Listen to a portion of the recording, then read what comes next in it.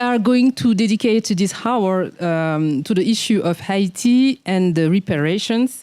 So this session will be held in French, so please put on your translation headset.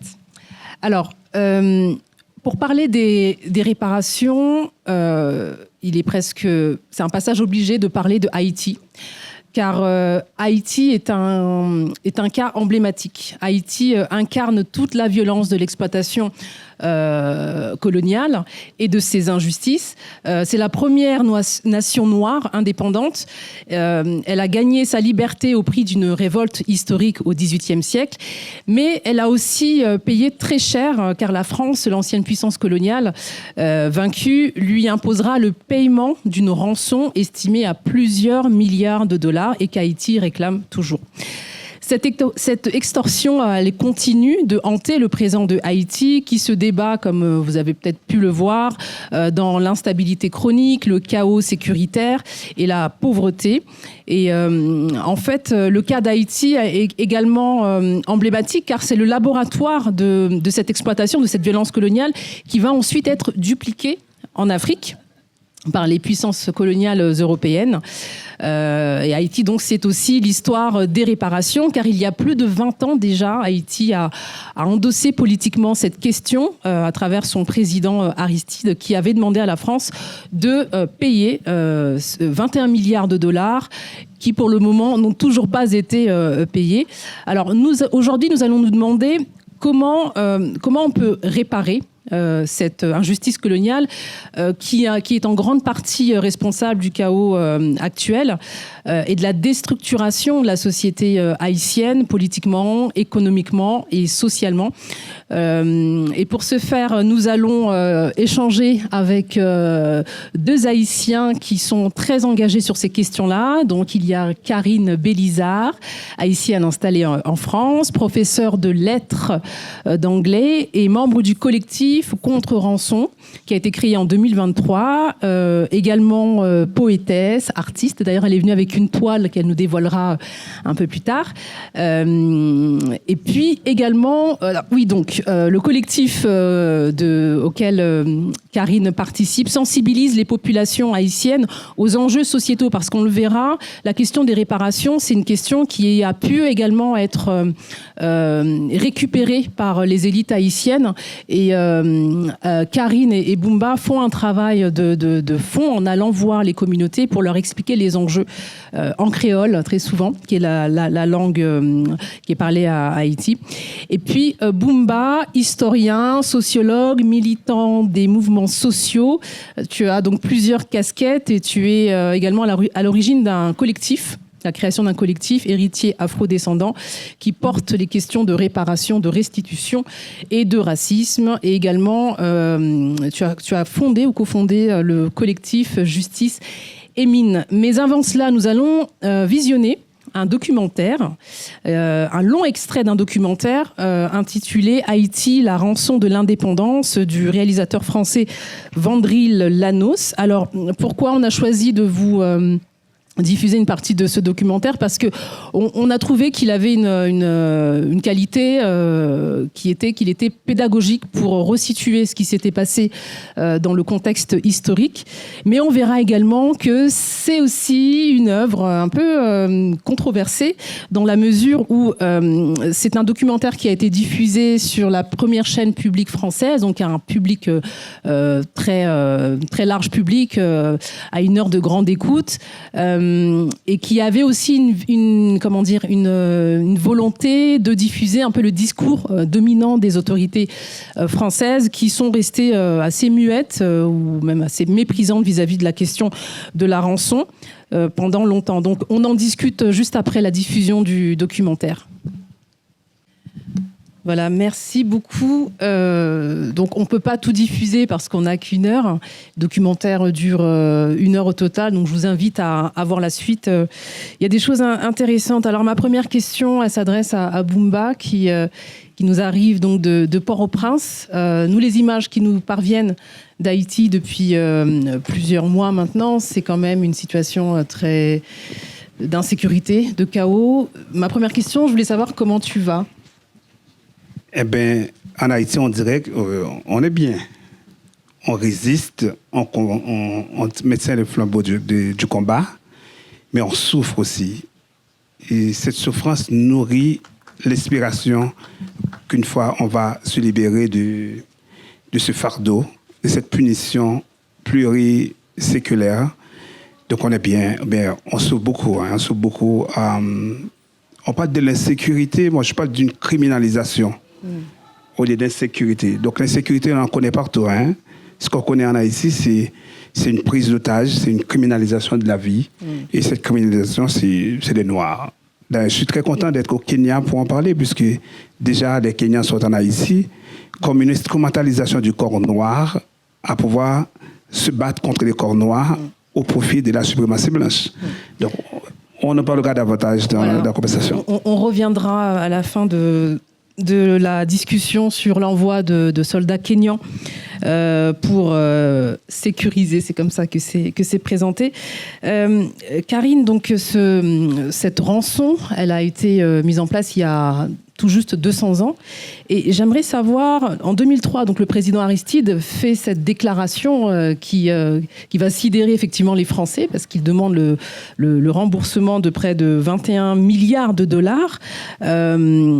Qu'en est-il aujourd'hui de ce sujet-là ? Est-ce que la question des réparations, les Haïtiens s'en sont appropriés ? Et sinon, pourquoi ? Qu'est-ce que vous faites pour que justement ça soit un sujet ? Merci, c'est une très très bonne question. C'est vrai que la question, elle remonte à 2 siècles. Et là, nous sommes en 2025. C'est le bicentenaire, justement, de la rançon. Et le documentaire, il date de 2024, pas de cette année.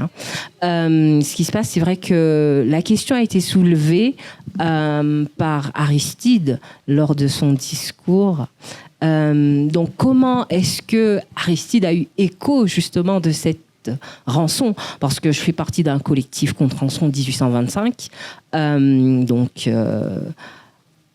ne parle pas de dette, nous. On parle de rançon, et je pense que c'est important, on en reparlera, de ce glissement sémantique qui mérite vraiment, vraiment un travail. Il y a vraiment un travail à faire. Donc, pour revenir à Aristide, comment a-t-il eu écho de cela ? C'est juste que c'est parce qu'il y a un médecin qui s'appelle Francis Saint-Hubert. Il parle à la fin de la vidéo. Il t'explique qu'il faisait sa recherche sur Haïti, pourquoi elle est pauvre comme ça, et pourquoi les gens, ils ont toujours recours à la pharmacopée, à la médecine traditionnelle. Pourquoi on est dans cet état ? Et c'est en allant dans les archives, justement, qu'il a trouvé, au fait, qu'il y a eu, justement, c'est ce qu'on nous dit dans le documentaire, et je pense qu'il y a une part de vérité quand même, c'est en fouillant dans les archives qu'il est tombé sur cette question de rançon.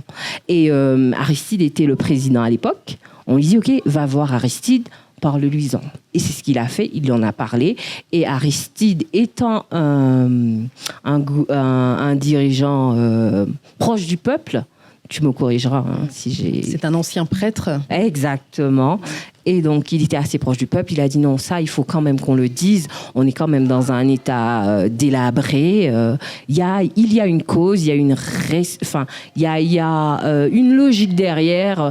C'est pas une question de malédiction, c'est pas le vaudou. Non. Il y a vraiment... il y a une origine qui a été justement occultée. Et c'est en cela que le documentaire est pédagogique. Il cherche justement à lever le voile à sa manière, aletheia, comme disaient les Grecs, à lever le voile sur justement l'occultation. Et alors, le président Aristide s'en empare, il fait ce discours. Il en paie les frais. Il en paie les frais, parce que comment ça finit pour lui ? Justement, il y a Francis Debray Chirac. Régis Debray. Oui, pardon. J'ai dit Francis. Merci, Régis Debray. Donc, il a pour mission secrète de dire à Aristide, c'est soit tu changes de discours, soit tu t'en vas, au fait. Et il finit par... Oui. Il lui dit qu'il a été enlevé, en fait, il quitte... le territoire. Il est contraint de quitter Haïti. Et j'aimerais aussi, justement, sur la question de Jacques Chirac. Chirac, il a dit dans un communiqué datant de... C'est l'ancien président français. Oui, il disait que... C'est en ligne. Il disait que Haïti n'a jamais été une colonie française, au fait. Donc, on est vraiment dans le négationnisme au départ. Vous voyez ? On parlera aussi de comment le nouveau président Macron, le nouveau président français, tente aussi à travers ces politiques mémoriales qu'il multiplie sur le continent africain et par rapport à Haïti, comment il essaie aussi de récupérer cette question. Moi, ma question, c'était, comment est-ce qu'un sujet comme ça, qui concerne directement la vie des Haïtiens, comment est-ce qu'aujourd'hui il résonne ? Est-ce qu'on en parle ? Alors, j'imagine qu'il y a des priorités qui sont tout autres, mais vous, qu'est-ce que vous faites justement pour conscientiser, sensibiliser à ce sujet ? Justement, donc le collectif il a été créé en 2023. Notre objectif, c'est j'ai apporté avec moi, on travaille avec la population locale pour qu'ils peuvent justement être conscients des enjeux liés non seulement à la rançon, mais aux injustices subies depuis la création de cette État-nation. Donc on a par exemple travaillé sur le code rural de Boyer de 1825 qui a clairement défini les classes sociales. La classification est liée, on en reparlera. Rappelez peut-être qui était donc Boyer, c'est celui qui va signer l'ordonnance de la rançon et qui va instaurer un code rural. Parce qu'en fait, on sait qui a été indemnisé. On sait qui a payé, mais on ne sait pas vraiment... qui, parmi ceux qui ont payé, ont vraiment payé dans le sens où... Parce qu'il y a des bénéficiaires, des colons en ont bénéficié, mais il ne faut pas oublier qu'elle parle de nouveau libre sans définir ce qu'est un nouveau libre.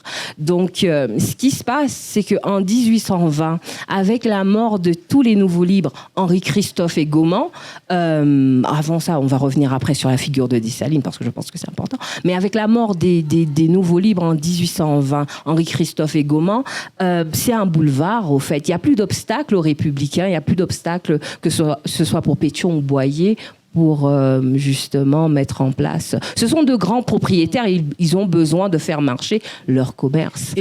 Et vous dites que ce code rural, il va perpétuer l'exploitation des paysans, notamment, et qu'en fait, ce sont les paysans haïtiens qui ont payé tout à fait. La rançon. Oui, certains historiens comparent justement le code rural dont on ne mentionne pas du tout dans le documentaire. Ce code rural, certains disent, ils le comparent même au code noir. Pourquoi ? Il y a un déterminisme social où le fils du paysan doit être paysan, son petit-fils, de génération en génération, on est paysan. D'accord ? Et il y a aussi, il y a aussi cette question de mouvement, la liberté de mouvement. Le paysan n'a pas le droit de quitter l'habitation.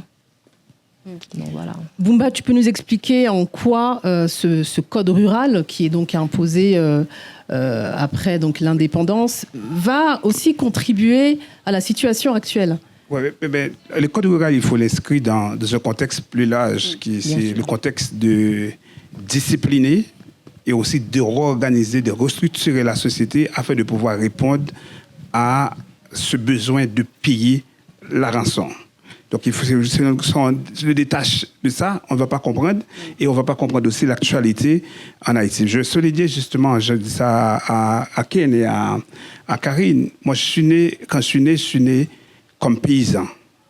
Tu peux être président de la République d'Haïti, mais tu es né paysan et tu devrais mourir paysan, puisque le paysan, c'est-à-dire, c'est les Africains qui se sont battus pour l'émancipation, pour la libération, et qui ne sont pas des généraux, qui ne sont pas au sommet de l'État. Ces Africains, qu'on appelle les soldats cultivateurs, ce sont ces gens-là qui doivent travailler pour payer la rançon. Donc, il faut les attacher à la terre dans la production des denrées destinées à l'exportation pour pouvoir accumuler des taxes pour payer. Donc, c'est toute la société qu'on connaît aujourd'hui, ça découle de ça. Donc, c'est-à-dire, je vais revenir sur la question de la réparation un peu plus tard. Donc, le code rural, c'est la constitution d'une société d'apartheid, d'une société d'exclusion, d'une société qui crée deux catégories d'êtres humains sur le même territoire. Une catégorie, ce sont les citoyens qui vivent dans les villes, et ceux qui ne vivent pas dans les villes, qui vivent dans les milieux ruraux, ce sont les paysans. Ils étaient plus de 3/4 de la population. C'est-à-dire que ces élites qui dirigent, dont la plupart ont parlé dans le documentaire, ce pays pendant les 200 ans, ils étaient plutôt petits-fils ou de fils de Français.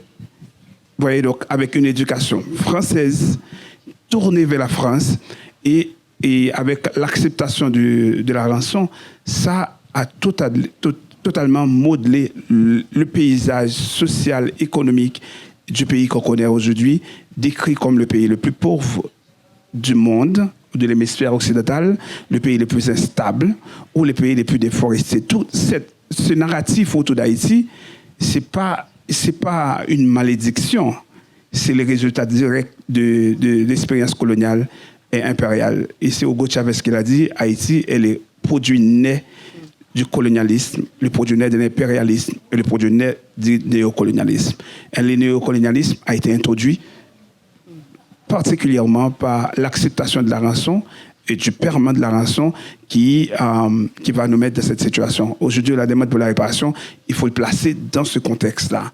Ce n'est pas une demande qui a été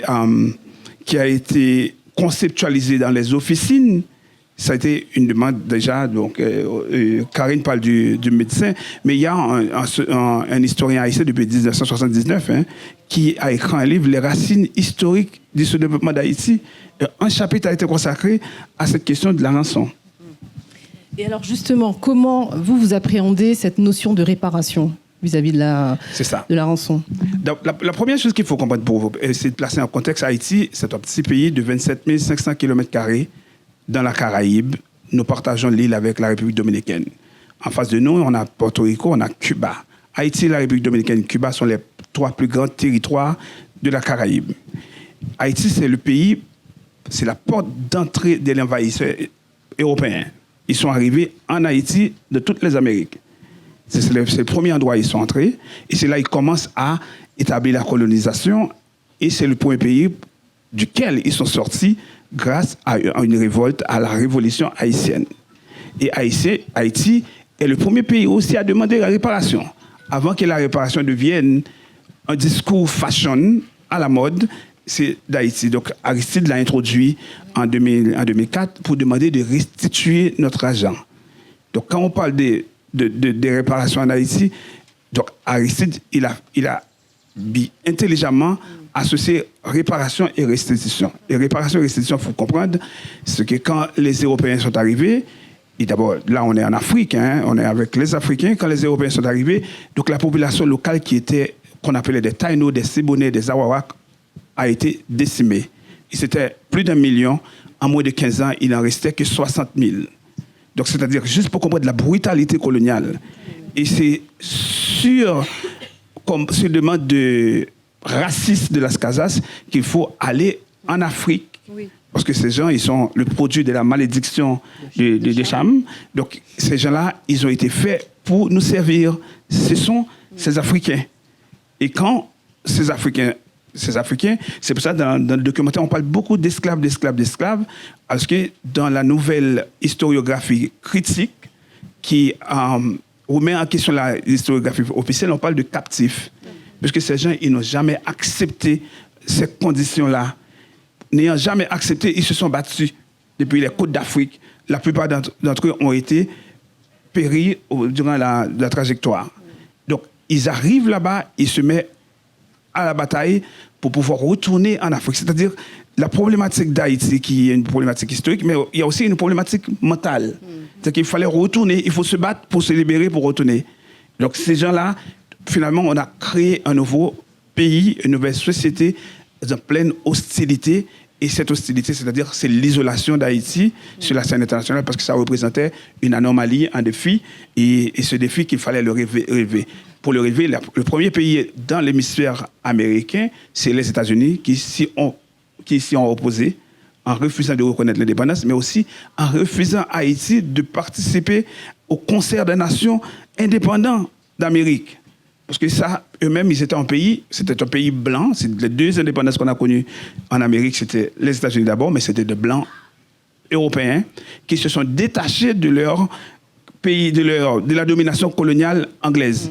Et en maintenant les structures de l'esclavage. Donc, c'était un peu différent. Donc, la réparation, pour nous, c'est à la fois reconnaître, d'ailleurs Aristide l'a dit dans son discours, d'abord en s'assurant que l'esclavage a été reconnu comme crime contre l'humanité. C'est l'argument légal. Et cet argument légal a été travaillé, et les chiffres qu'on a vus, c'est des chiffres qui ont été travaillés pour montrer ça. Mais ça n'a pas pris en compte les torts que ça a causé au développement. Quand on parle de développement, je suis sorti du paradigme de développement, qui est l'équivalent des civilisations ou de progrès comme les Européens l'ont.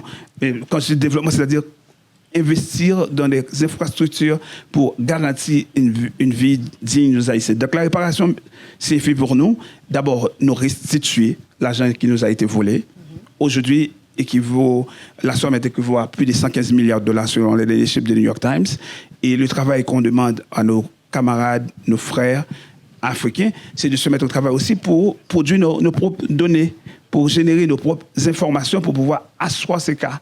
Donc, la réparation pour Haïti, ce n'est pas une réparation pour les 11 et 12 millions d'Haïtiens, c'est la réparation pour les Noirs qui n'ont pas été considérés comme des êtres humains jusqu'à la révolution haïtienne. Et juste pour souligner, avec l'indépendance, on l'a dit dans le documentaire, le pays s'appelait avant, l'île s'appelait l'île Quisqueya. Avec les Européens, ils ont changé le nom pour l'appeler l'Hispaniola, c'est-à-dire la fille de l'Espagne. Et puis après, les Français, on l'a appelé Saint-Domingue. Et les Haïtiens, on les appelle Haïti, c'est-à-dire Haïti l'orthographe n'était pas H-A-I-T-I, c'était A-Y-T-I. C'est-à-dire, comme les indigènes l'ont appelé, terre haute, terre montagneuse. Il faut le visiter pour voir comme la configuration, c'était donc Haïti. Et l'armée d'Haïti, l'armée qui avant d'être l'armée des indigènes, c'est-à-dire, donc les Africains n'étaient pas des indigènes, il faut savoir. Hein, donc on a été kidnappés des côtes d'Afrique pour travailler dans la servitude. Mais il appelle l'armée des Incas. Et dans la proclamation de l'indépendance, donc Dessalines a eu le soin de dire, nous avons vengé l'Afrique, nous avons vengé les Amériques. On essaie de dire que la portée de la révolution haïtienne, ce n'est pas une révolution pour les 500 000 ou les 400 000 personnes qui restaient, c'était cette portée universelle capable d'intégrer nos personnes noires, comme nous avons été catégorisés, dans cette humanité, l'universaliser, l'humanité en dehors du discours de la Déclaration des droits de l'homme et des citoyens. Et toi, Karine, comment tu perçois cette question des réparations? Quelle forme elle doit prendre? Dans le collectif contre Rançon 1825, nous ne sommes pas que dans une logique comptable. Et c'est important de restituer, comme il l'a soulevé Bumba. Il y a une restitution, mais il y a aussi réparation. En ce qui concerne la rançon, c'est d'abord une question de restitution. D'accord ? C'est un hold-up, c'est le plus grand hold-up historique, au fait. C'est un hold-up. Nous, qu'est-ce qu'on fait dans le collectif ? Comme on l'a dit, hein, on sensibilise la population. Par exemple, dans le documentaire L'an zéro de la Révolution, c'est 1789. Oui. Haïti, je pense, comme il l'a souligné aussi, je pense que les captifs, comme il dit si bien, les captifs ont commencé la révolte depuis les côtes africaines. D'accord ? Non seulement, après, ça a continué sur les bateaux négriers. Ils n'ont pas attendu la Révolution française. Mais c'est scandaleux, c'est un scandale.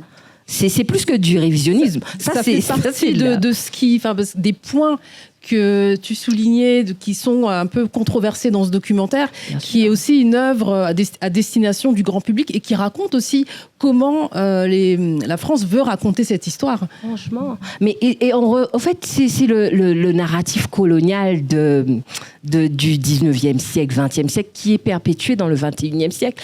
Haïti, la révolution haïtienne, la fille de la révolution française. On est dans tous les stéréotypes, dans tous les clichés possibles. Donc nous, on est pour la déconstruction de tout cela. Et il y a quand même eu le marronnage. On en fait quoi ? Il n'y a pas eu de marron non plus ? Non, mais c'est vraiment... Ce sont les lacunes. Ce sont plus que des lacunes. En fait, ce sont des historiens. D'accord ? Ce ne sont pas des gens lambda qui ne connaissent pas. Non, ce sont des gens qui travaillent nuit et jour sur des archives. C'est grave. Et c'est pour ça que je pense que c'est important d'aller, nous, de travailler sur le matériel, les matériaux et tout, et de traduire en créole et d'expliquer les enjeux à la population. Parce que je pense, oui, bien sûr, c'est important, l'aspect juridique, tout ça, oui, je suis d'accord. Mais le peuple aussi a besoin de comprendre dans quoi il est, pourquoi il est là. Voilà. Et qu'on n'est pas dans une malédiction, comme on va l'entendre aussi. Bon, là, on ne pourra pas vous le passer, mais c'est vrai qu'il y a aussi ce cliché de pays maudit, comme si ça venait de nulle part. Sûr. Alors justement, tu parlais de la manière de sensibiliser les Haïtiens à cette histoire-là, et tu es venu avec une de tes toiles, parce que tu es aussi... peintre, est-ce que tu peux nous la dévoiler et nous expliquer un peu ce que tu as voulu Oui, d'accord. Oui, raconter. bien sûr. Ok. Donc, voilà.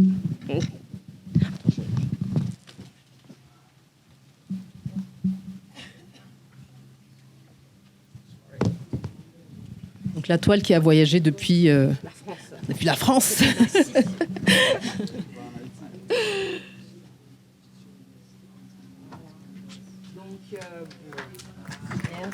Donc, merci. Je vais vous expliquer. Je vais me mettre en bas. Donc, je vais vous expliquer. Ce qui est important dans le documentaire, c'est l'iconographie. D'accord ? L'iconographie, c'est la manière de représenter. La représentation, elle est importante. Surtout en ce qui concerne Dessalines. On le voit, c'est le père de la nation quand même. Hein. On le voit, un sabre à la main, avec un colon blanche décapité. C'est scandaleux quand même, hein, le père de la nation. Aucun respect. Anyways, donc pour mon tableau, parce qu'il faut qu'on... Donc ça, c'est un hommage aux paysans, justement, parce que ce sont eux qui ont dû bourriquer, comme on dit en créole. Bourriquer, c'est celui qui travaille avec acharnement pour payer pour la rançon. D'accord ? On ne parle pas des paysans... On n'en parle pas, ils ne figurent pas là-dedans. On sait que la rançon a été payée, on connaît le prix qu'ils ont payé, mais on ne sait pas qui était réellement derrière. Donc ça, c'est un mutisme justement avec lequel il faut rompre, et le peuple a besoin de savoir ça. Donc en gros, là, on voit un paysan, il est amputé d'un bras, et le bras, il est là, d'accord ? Donc avec oui, voilà, une fossile. Oui. Et voilà. Et oui, pour la question climatique aussi, on sait que des arbres ont été coupés. Ça, on n'en parle pas assez, la question de déforestation en Haïti. D'autant que Haïti est l'un des pays les plus vulnérables. Exact. Mais ça ne date pas de maintenant. Climatique. Tout à fait. Et ça ne date pas de maintenant. Ça date de l'époque où il fallait justement payer la rançon parce qu'ils ont dû couper les arbres, exporter, voilà. Et cette image, elle fait aussi penser à une image assez connue du Congo, de cet homme qui a été amputé en punition. D'ailleurs, hier, elle avait été projetée. Justement, quel lien vous faites avec l'histoire de l'Afrique, justement, parce qu'on a l'impression, et je pense que c'est pas qu'une impression, que Haïti s'inscrit aussi dans cette histoire-là, était un peu précurseur, a été le laboratoire de ce qui va être ensuite dupliqué en Afrique. J'aimerais savoir quelle est votre perception sur ça. C'est plus qu'une perception, c'est que l'actualité de l'Afrique, c'est l'actualité d'Haïti. Hein. Moi, quand on regarde ce qui se passe au Congo, on est en train de vivre, c'est un continuum, quoi. On est de l'autre côté de l'Atlantique, mais en vivant la même réalité coloniale. Et d'ailleurs, donc avec les jambes coupées ici, là, donc il y a l'histoire d'un résistant qui venait du Congo et qu'on appelait le jambes coupées. C'était comme ça, qui a été décapité. La punition quand on rébellait sur le temps de l'esclavage, on ampute certaines parties de ton corps dans les jambes. Donc, c'est-à-dire qu'avec le Congo, c'est pas une ressemblance, c'est la même histoire. C'est la même histoire. Et pour autant, on a l'impression que les gouvernants en Afrique, en tout cas, on ne les sent pas vraiment derrière les Haïtiens. C'est-à-dire que la question des réparations, elle n'est portée qu'en 2025 par l'Union africaine, alors qu'une nation comme Haïti, qui a joué un rôle important dans notre histoire collective, l'a portée plus de 20 ans avant. Ouais. Mais plus près, c'est que la demande d'Haïti a donné naissance mais sans le dire, à la commission de la CARICOM pour la réparation de la Caraïbe, avec des dynamiques totalement différentes. Aristide a planté le décor de manière carrée. Nous avons besoin de notre argent, nous avons besoin de réparation. Donc, c'est-à-dire, alors que dans la Caraïbe, la dynamique, c'est plutôt, on se met en mode pour soit négocier, parce que là, avec les Commonwealth, qui a toujours une nouvelle forme de colonialisme, donc ça, c'est un peu différent. Mais avec l'Afrique, c'est cette complexité qui est assez difficile d'expliquer, que nous sommes le seul peuple noir de la Caraïbe réclamant notre africanité, comme peuple noir, déjà quand on dit c'est la première république noire du monde, c'est que c'est dans la constitution de Staline a écrit, nous sommes un peuple noir. C'est-à-dire, tous les citoyens sont reconnus de noirs. C'est-à-dire que si vous êtes blanc, vous êtes là, il faut d'abord reconnaître ça, c'est une république noire. Tu vois, c'est un empire de la liberté. Si vous êtes noir et vous avez fui les habitations coloniales dans la Caraïbe, partout, dès que vous êtes libre et vous avez un morceau de terre pour vivre. Donc, c'est-à-dire, et avec l'Afrique, il n'y a pas cette... ça, c'est ce qui manque. Il y a cette Haïti qui appelle l'Afrique, ou cette Afrique qui ne cherche pas Haïti, où on est comme perdu dans l'océan Caraïbe, dans la mer des Caraïbes, où l'on parle créole, qui a été... notre cosmovision, oui, c'est ça. Nous parlons créole et puis tous nos voisins, ils parlent anglais, ils parlent espagnol. Nous sommes le seul peuple qui se dit, c'est écrit dans notre ADN qu'on est un peuple noir, alors qu'à côté, et les Dominicains, quand je dis les Dominicains, les élites dominicaines réclament leur latinidad. Et c'est-à-dire, c'est tellement compliqué. On est coincé par les États-Unis qui est la prolongation de l'Europe en Amérique et qui étendent leur hégémonie, occupent, briment, bradent les économies et toute la culture nègre venue de l'Afrique, toute cette aspiration. Donc, nous avons été criminalisés, notre croyance, notre culture, le vaudou, je ne suis pas vaudouisant dans la pratique, mais on est dans notre cosmovision, c'est ce qu'on a vu dans la musique d'hier, Karine et moi en commentaire, et c'est la musique de chez nous. La façon dont les mecs dansaient, c'est les cérémonies de tous les jours. Donc, c'est-à-dire que quand tu y arrives là, en Haïti, dans n'importe quelle ville, moi je suis allé au Kinshasa, et je dis, mais là c'est Port-au-Prince. Ou dans le marché au Sénégal, là, le marché de Silène, au marché de Sandaga. Là, c'est la même réalité. On a reproduit l'Afrique on recherche l'Afrique dans cette reproduction, mais dans une hostilité sans pareil que de vivre en face des États-Unis et aussi d'être sur le colonialisme français. Il y a un point, peut-être Karine va souligner. Oui, j'allais juste dire sur la question agraire. D'aucuns disent que justement l'assassinat de Dessalines est également lié à la question agraire, parce qu'à un moment donné, il dit aux anciens, tout comme aux nouveaux libres, qu'en est-il de ceux dont les pères sont en Afrique? N'auront-ils rien? Parce qu'il faut savoir qu'il y avait la question de la terre. Qui va avoir quelle portion Donc, il y a ça aussi. Et donc, il était conscient de l'Afrique. Du lien avec l'Afrique. Même la cérémonie bois caïman, certains disent congrès, etc. Il y a aussi Boukman, le vaudou, etc. Là aussi, c'est quelque chose dans le documentaire. Là, il faut attirer votre attention. Le documentaire, c'est vrai, a un portée pédagogique, mais c'est un documentaire, c'est une version au rabais. C'est une version au rabais. Et dans cette version au rabais, on parle beaucoup des cérémonies. C'est une façon pour réduire la portée politique de ce congrès politique dont les principaux chefs marrons venus de partout du pays pour se rencontrer et pour profiner la stratégie de libération. Et une semaine après, c'était le premier soulèvement dans le Nord. Donc, alors on parle tout le temps de cérémonies et ça a été la version de l'Église catholique. Et c'est ce point-là que je pense que Karine allait souligner. En 1825, on a payé la rançon, mais en 1860, la conséquence, c'est que la France va non seulement s'occuper des finances, mais aussi de la formation. L'éducation, c'est fait par les frères de l'instruction chrétienne. L'élite politique, économique et intellectuelle qui rafle des prix en France, un peu partout, ils ont été surtout validés, surtout par cette éducation et qui, aujourd'hui, et qui aujourd'hui continue à criminaliser le créole, qui a été la langue de la résistance, le ferment entre les différentes factions venues de l'Afrique. Ouais, une politique d'assimilation et d'aliénation. Mais pour vous, c'était important que ce documentaire soit diffusé parce que c'est aussi ça que le public français reçoit de cette histoire-là. Mais je pense que ça fait partie d'un dispositif plus global. Par exemple, Macron a multiplié les commissions avec des déclarations.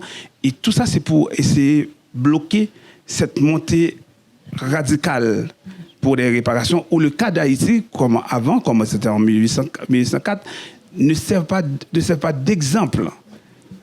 Ne sert pas d'exemple ni aux pays africains. Nous, quand on parle, je disais ça à Karine, on s'assoit dans ce carrefour-là entre l'Amérique latine, avec des communautés indigènes qui ont été aussi comme les Africains. Donc, c'est-à-dire que si cet exemple de réparation arrive à succès, ça va être un exemple pour repenser le rapport monde, les rapports au niveau international. Donc, c'est-à-dire que la France a peur de ça et Macron, en multipliant les commissions, je n'accuse pas le producteur du documentaire, mais ça, pour moi, je l'inscris dans ce dispositif de bloquer la montée de cette demande pour la réparation. Et aussi, le documentaire a la force d'éliminer les lieux de conflit, la conflictualité de la question de réparation. La question de réparation, c'est une question hautement politique et conflictuelle, c'est-à-dire demande au monde de se regarder en face. Aujourd'hui, au XXIe siècle, c'est pas quelque chose, c'est pas le passé, c'est le présent. Tu vois, donc merci. Je voulais ajouter quelque chose sur justement comment Emmanuel Macron essaie de récupérer cette question-là, parce qu'effectivement, il a multiplié les commissions sur plein de dossiers, que ce soit par exemple la guerre du Cameroun, l'Algérie, le Rwanda. Là, sur le massacre de tirailleurs africains au Sénégal, il a reconnu que ça avait été un massacre. Comment, dans le cas de Haïti, comment est-ce qu'on peut lire le fait que la France ait créé cette commission franco-haïtienne? Je pense qu'il faudrait peut-être voir un parallèle avec ce qui s'est passé avec l'ordonnance de 1825, dans la mesure où c'est Charles X qui décide du sort d'Haïti, n'est-ce pas? Et ce qui est intéressant, c'est que la commission franco-haïtienne, elle est composée aussi de ceux qui parlent à l'écran, en fait. Qui parlent à l'écran? Oui. Des historiens, oui. Du terroir, hein, ce ne sont pas des étrangers. Alors, on arrive au terme de cette conversation et j'aimerais quand même qu'on prenne quelques questions. Peut-être devant. Je m'appelle Makadi, je suis français. Donc c'est une histoire qui m'intéresse, que j'ai découvert très tardivement. Juste en remarque introductive, c'est que sur les bancs de l'école de la République française, on n'apprend pas cette histoire-là. Ça a un peu changé depuis la loi Taubira de 2000, où on est obligé d'intégrer dans le programme scolaire cette question-là, mais qui est souvent traitée pour des études de cas qui sont facultative et très très modeste. Donc là, les Français, donc c'est pour ça ma première question, c'est, je comprends le travail d'éducation que vous faites auprès de la population haïtienne sur cette thématique-là. Quel est le travail qui est effectué auprès de la population française? Parce qu'en fait, on voit bien que l'histoire des deux pays est liée et que finalement, la rançon qui a été portée par Haïti a servi finalement à la richesse de la France. Donc c'est ma première question. Et la deuxième question, vous avez un peu évoqué le sujet, mais peut-être un peu plus creusé. Est-ce qu'il y a justement des concertations entre votre initiative de contre-rançon pour Haïti et toute la réflexion sur la question de l'indemnisation des propriétaires d'esclaves dans d'autres anciennes colonies françaises, comme la Guadeloupe et la Martinique, où là aussi, en fait, l'État français, au lieu d'indemniser les esclaves pour le préjudice subi, on préférait indemniser les anciens propriétaires de plantations. Okay, thank you so much. It's quite unfortunate of what Haiti underwent, and it's quite surprising that up to date, insurgencies are still undergoing. Insurgencies are still going on. Now, when it comes to reparatory justice, I don't know why most of the presenters are merely zeroing it down to a financial or economic compensation. But when it comes to atrocities done in both Haiti and on Africa, even in other areas, it was beyond economic degradation or economic loss. We lost our culture, we lost our identity, we lost our names. We literally lost who we are. Why do we have conversations that are merely focusing on economic compensations? And again, to the other hand, what are we doing as a people, as a race, in this case, Haiti, to see that the young generation understand what their grandparents went through such that they join their energy, they join their effort toward demanding what belongs to them. Remember, the older people know the way and have the vision, but the young people have the energy to walk there. Thank you. Karine? Je vais répondre d'abord à ta deuxième question, parce que la première, Karine va répondre. Et oui, donc la demande de réparation ne peut pas être une réparation pour les Haïtiens, ça, seulement, exclusivement. Ça doit être, c'est pour ça qu'on s'attaque au colonialisme. Les institutions aujourd'hui internationales restent des institutions coloniales. Donc s'il n'y a pas un effort collectif qui traverse l'Atlantique et aussi incluant l'Amérique latine, non seulement les autres colonies antillaises, l'ancienne colonie antillaise. Donc, il faut que cette conversation, qu'on le place dans cette globalité en tenant compte de la spécificité. La spécificité qui est Haïti, c'est qu'on a payé après avoir vécu le colonialisme. Vous voyez? Donc, du coup, oui, il faut ça. Donc, quand j'ai mentionné au début, c'est après, bon, Christiane Taubira, la loi Taubira, c'est la loi qui a établi l'esclavage comme crime contre l'humanité et sur lequel Aristide va s'appuyer pour dire on demande restitution et réparation. Et pour répondre à mon frère là-bas, c'est-à-dire avant c'était pas seulement restitution parce qu'on a payé. Donc cet argent on l'a donné. Les sacs d'argent sont partis pour aller payer la France. Donc c'est pas réduire la question de réparation à la question financière, mais ça c'est un cas unique. Mais deuxièmement, on a demandé réparation. Restitution, réparation. Il y avait un troisième palier, c'est dédommagement. C'était ça aussi les discours en 2004. C'est-à-dire, ça a eu l'ambition de globaliser et de comprendre. Et encore une fois, Aristide a eu le coup d'État. Après, ils ont fait le coup d'État. C'est pour empêcher que ce mouvement. Bon, c'était une grande campagne. Bon, mais pour les gens qui n'aiment pas Aristide, moi non plus, j'étais dans la rue contre Aristide, mais c'était une manipulation totale contre Aristide. Mais on n'a pas pu comprendre cette demande. Et ça a eu lieu en 2004. 2004, c'est-à-dire les 200 ans de l'indépendance d'Haïti. Personne de ma génération ou de la génération avant, on n'aura pas cette opportunité de célébrer. Et en Afrique, pour parler de l'Afrique, il y avait Keita Mbeki de l'Afrique du Sud qui est parti là-bas pour payer sa présence et appuyer non seulement la demande pour la restitution, mais aussi ce que ça veut dire les 200 ans d'indépendance d'Haïti. Donc, pour répondre à votre première question, qu'en est-il du public français? C'est vrai que notre première préoccupation dans le collectif Contre-Rançon, déjà, ça c'est en créole qu'on a écrit. Donc, notre premier souci, c'est de travailler avec les principaux concernés, on va dire ça, dans notre langue maternelle. C'est pour ça qu'on a travaillé sur le code rural de Boyer en créole. On a aussi un lexique en créole aussi, pour qu'ils puissent bien s'imprégner de la question. Et il y a effectivement un travail à faire auprès du public français, surtout lorsqu'on voit ce qu'on leur vend, n'est-ce pas? And to answer your question, I definitely agree with you, because it's not only about money at the end of the day. Why isn't it about money alone? Because we were stripped of everything, or identity. It was a theft, right? So, and for example, the documentary, right? It's like our story starts in 1799 when I came here. So this is my first time in Africa. I've never been here before. Yeah. So when I saw the Messiah chiefs yesterday, right? I was stunned. I'm like, this is a warrior. They're warriors. So why would we just agree to just go with with the colonials? It makes no sense. So we have a lot to learn, but there's a lot that we have to in French, we say désapprendre, deconstruct, you know, because the healing starts there.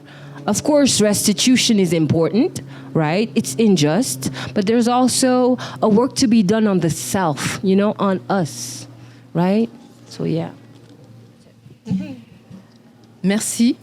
Merci beaucoup. C'était passionnant. Haïti, c'est complexe. C'est un sujet qui demande du temps.